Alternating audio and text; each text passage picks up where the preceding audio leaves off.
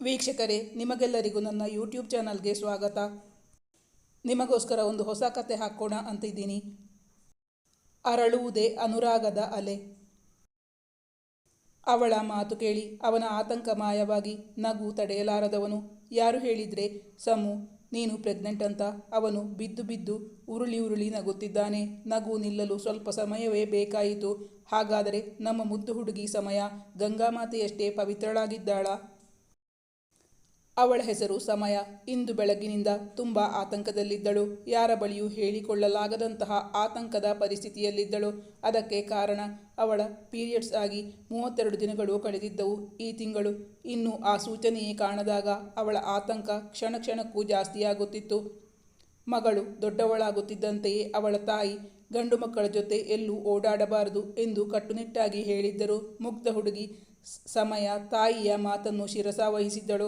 ಆದರೆ 3 ವಾರಗಳ ಹಿಂದೆ ನಡೆದ ಆ ಘಟನೆಯಿಂದಾಗಿ ತಾನು ಪ್ರೆಗ್ನೆಂಟ್ ಆಗಿರಬಹುದೇ ಭಯ, ಆತಂಕದಿಂದಾಗಿ ಅವಳ ಕೈಕಾಲುಗಳು ನಡುಗುತ್ತಿದ್ದವು. ಇದಕ್ಕೆಲ್ಲ ಆ ಬಿಗ್ ಬ್ಯಾಡ್ ಉಲ್ಫೇ ಕಾರಣ ಎಂದಂದುಕೊಂಡಾಗ ಅವಳ ಕಣ್ಣಂಚು ಒದ್ದೆಯಾಯಿತು. ಅನಿವಾರ್ಯ ಕಾರಣದಿಂದಾಗಿ ಅವಳೊಬ್ಬಳೇ ಅವನೊಂದಿಗೆ ಪ್ರಯಾಣ ಬೆಳೆಸಬೇಕಾಗಿ ಬಂದಿತ್ತು. ಹಾಗಾದರೆ ಅವನಾರು? ಅವಳು ಅವನೊಂದಿಗೆ ಎಲ್ಲಿಗೆ ಹೋಗಿದ್ದಾಳೆ? ಅವಳ ಆತ್ಮೀಯ ಗೆಳತಿ ಸ್ಪಂದನ, ನಿಂಗೆ ಹೇಗೂ ರಜಾ ಅಲ್ವಾ? ನಾವು ನಾಳೆ ಬೆಳಗ್ಗೆ ಇಲ್ಲಿಂದ 40 ಕಿಲೋಮೀಟರ್ ದೂರ ಇರುವ ನಮ್ಮ ರೆಸಾರ್ಟ್ಗೆ ಪಿಕ್ನಿಕ್ ಹೋಗ್ತಾ ಇದ್ದೀವಿ, ನೀನು ಬಾರೆ ಎಂದು ಅವಳ ತಾಯಿಯ ಪರ್ಮಿಷನ್ ಪಡೆದಿದ್ದಳು. ಮನೆಯಿಂದ ಹೊರಡುವಾಗ ಅವರಿಬ್ಬರಲ್ಲದೆ ಅವಳ ಅಣ್ಣ ಸೇರಿ 3 ಜನ ಹೊರಟಿದ್ದರು.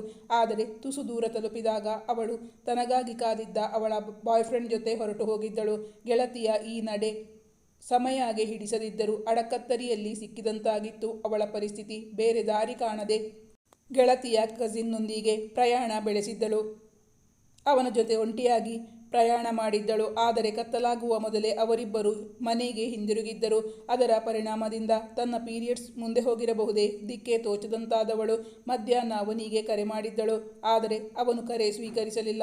ಅವನು ಎದುರು ಮನೆಗೆ ಬರುವುದನ್ನೇ ಕಾದಿದ್ದಳು. ಅವನು ಮನೆಗೆ ಹೋಗುವ ಮೊದಲು ಗೇಟಿನ ಬಳಿಯೇ ಅವನನ್ನು ತಡೆದು, ಸುಶ್ರುತ್, ನಾನು ಆಗಿಂದ ಎಷ್ಟು ಸಲ ಕಾಲ್ ಮಾಡಿದೆ, ಯಾಕೆ ಪಿಕ್ ಮಾಡಿಲ್ಲ? ನಾನು ನಿನ್ನ ಜೊತೆ ಅರ್ಜೆಂಟಾಗಿ ಮಾತಾಡಬೇಕು, ಎಲ್ಲಾದರೂ ಹೊರಗೆ ಹೋಗೋಣ ಬಾ ಎಂದು ಹೇಳಿದಾಗ ಅವನು ಆಶ್ಚರ್ಯದಿಂದ ಅವಳತ್ತ ನೋಡಿದ. ಅವಳ ಕಣ್ಣುಗಳಲ್ಲಿ ಇಣುಕುತ್ತಿದ್ದ ಗೊಂದಲ, ಭಯ ಅವನಿಗೆ ಅರ್ಥವೇ ಆಗಿರಲಿಲ್ಲ. ನಿನ್ನ ಫ್ರೆಂಡ್ ನೋಡಿದರೆ ಸುಮ್ಮನೆ ಫಜೀತಿ. ನೀನು ಮುಂದಿನ ರೋಡಲ್ಲಿ ನಿಂತಿರು, ನಾನು ಬಂದು ನಿನ್ನನ್ನು ಪಿಕ್ ಮಾಡ್ತೀನಿ, ಇಬ್ಬರು ಒಟ್ಟಿಗೆ ಹೋಗೋಣ. ಅವನ ಮಾತನ್ನು ಶಿರಸಾವಹಿಸಿದ್ದಳು ಸಮಯ. ಅವನ ಬೈಕ್ನ ಪಿಲಿಯನ್ ಏರಿ ಕುಳಿತವಳ ದೇಹ ನಡುಗುತ್ತಿತ್ತು. ನನ್ನ ಗಟ್ಟಿಯಾಗಿ ಹಿಡ್ಕೊಂಡು ಕೂತ್ಕೋ, ಇಲ್ಲಾಂದರೆ ಬಿದ್ದುಬಿಡ್ತೀಯಾ? ಇಬ್ಬರು ಪಾರ್ಕ್ಗೆ ಬಂದಿದ್ದರು. ಬೈಕ್ನಿಂದ ಇಳಿದು ಇಬ್ಬರು ಪಾರ್ಕ್ನ ಒಳಗೆ ಹೋಗಿದ್ದರು. ಸಮು, ಅವನು ಕೂಗಿದಾಗ ತಕ್ಷಣ ಅವನ ಬಳಿಗೆ ಓಡಿ ಬಂದಿದ್ದಳು ಸಮಯ. ಅವಳೆದೆ ಆತಂಕದಿಂದ ಏರಿಳಿಯುತ್ತಿತ್ತು. ಈಗೊಂದು ಅನಾಹುತ ಆಗೋಗಿದೆ ಗೊತ್ತಾ? ಏನದು? ಅವನಿಗೂ ಗಾಬರಿಯಾಗಿತ್ತು. ನಾನು ಪ್ರೆಗ್ನೆಂಟ್ ಆಗಿದ್ದೀನಿ ಅನಿಸುತ್ತೆ.